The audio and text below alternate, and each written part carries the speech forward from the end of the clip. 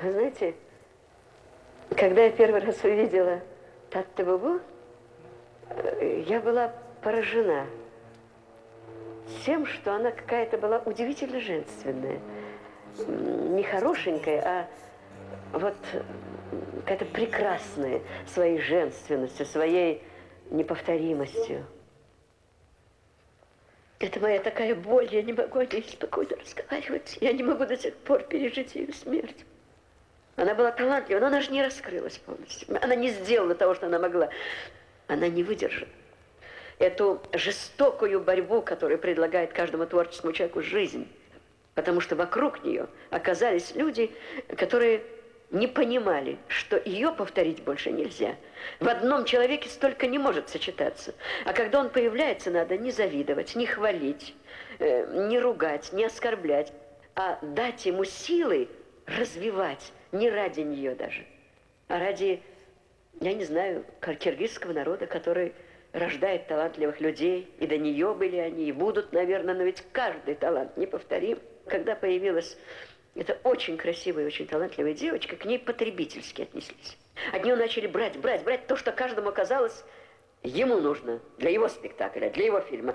А она требовала другого отношения. Понимаете, она еще не созрела, еще не выросла, она еще не обрела себя, она еще только готовилась к полету. Она могла такое еще сделать. Как я могу к этому относиться спокойно? Понимаете, вот как же вот сохраняются такие таланты, как Мария Казарас, певица, вот эта гречанка, предположим, Френи там и так далее. Им же создают особые условия, очень строгой работы, ответственности, дисциплины. Понимаете, когда человек живет в атмосфере творчества, он не тратит себя на борьбу с какими-то ненужными вещами, которые их окружают в театре. Понимаете, если бы она была только внешне красивой, ведь она была удивительно внутренне. И если она в чем-то и сорвалась, то это, наверное, была ее реакция на окружающий мир, который, в общем, был к ней недобр.